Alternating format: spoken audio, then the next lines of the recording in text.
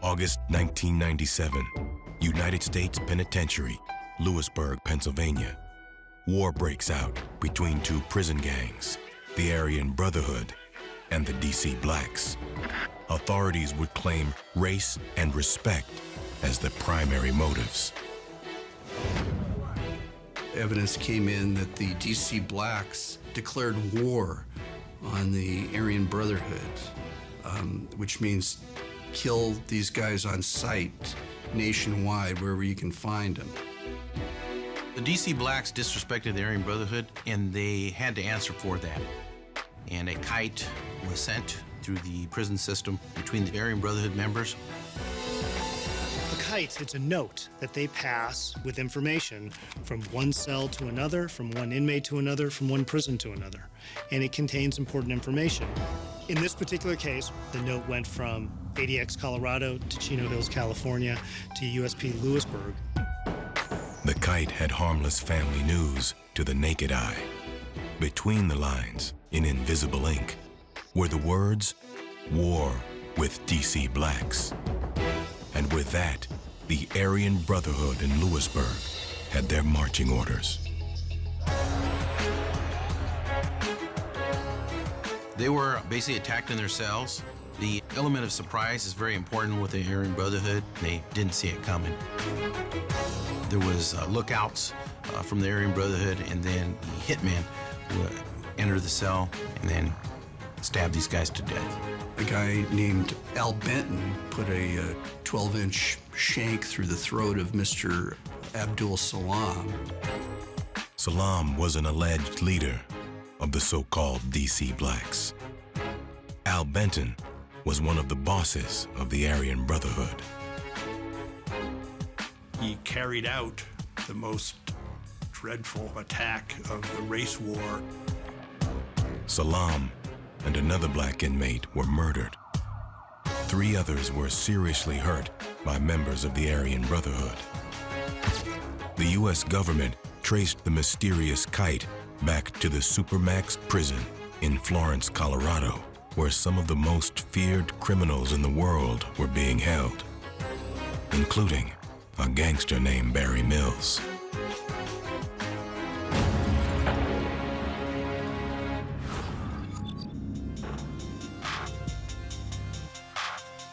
The Baron, as he is known throughout America's vast prison system, is the commissioner of a small but vicious gang known as the Aryan Brotherhood. The Aryan Brotherhood, as big as it is, by name and reputation, actually has very few members.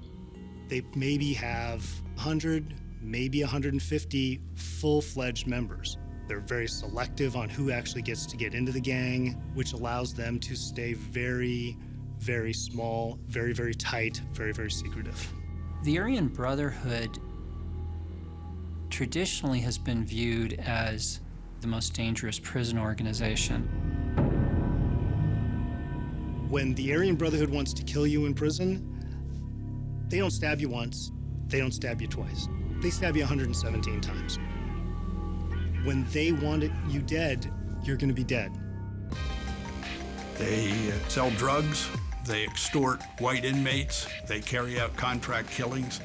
We know they did a few murders for the Lucchese crime family. And they did one of them at the USP in Atlanta as the director of the Federal Bureau of Prisons was coming for a tour. They did it right in the hallway.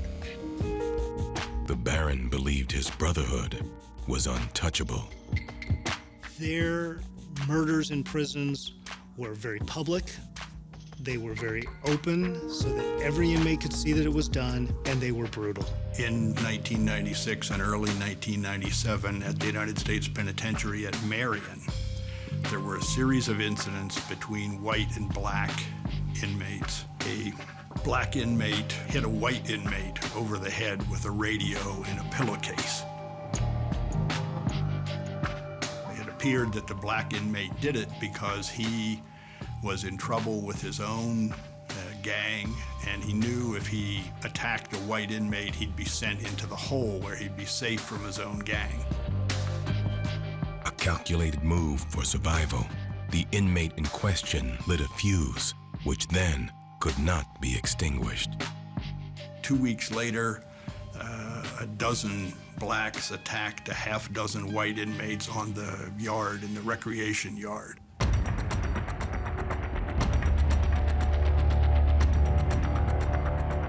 When the news reached Barry Mills and his right-hand man, Tyler Bingham, 1,000 miles away in the Supermax pen in Florence, Colorado, they took it as the opening round in a war they meant to finish. They declared war. They were so afraid that the message was not going to get through that they wrote it 3 separate ways. They wrote it in this very sophisticated bilateral cipher. They wrote it in kind of prison slang.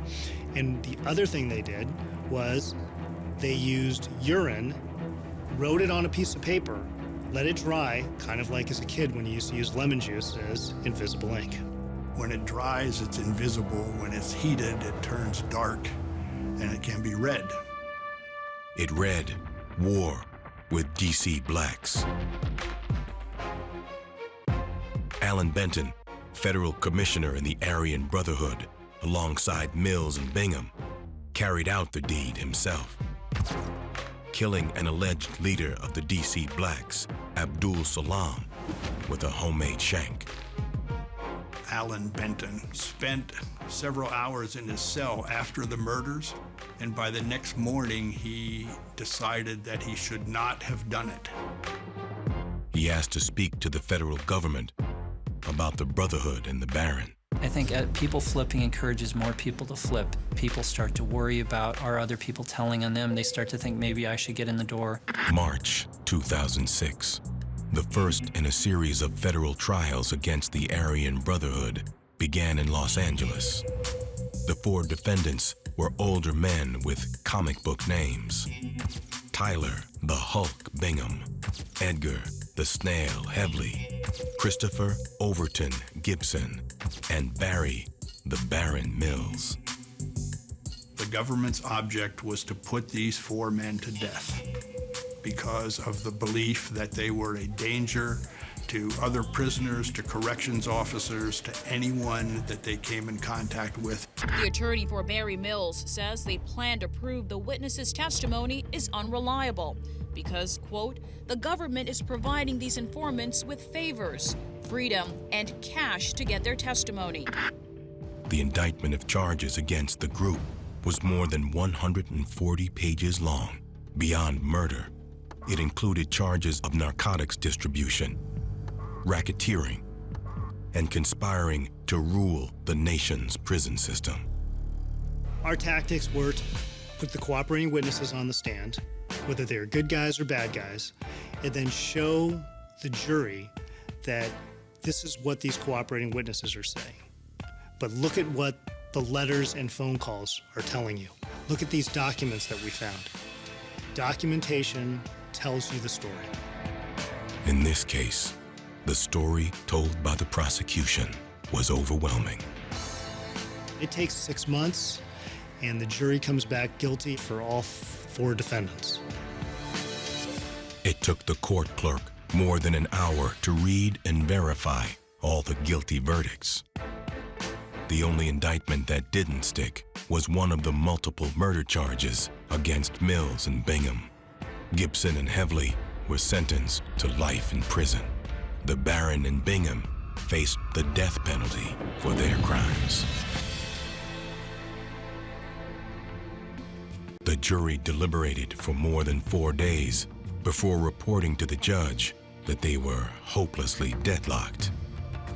The vote was 8-4 in favor of life for Tyler Bingham and 9-3 in favor of death for Barry Mills. The jury, after hearing all the facts, decides that we don't have enough. So, and that's just part of a trial. That's the great thing about the system in America. The jury makes all the calls.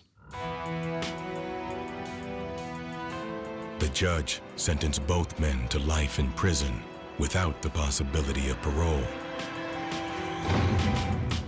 They are now both back home in the Supermax penitentiary they know so well in Florence, Colorado.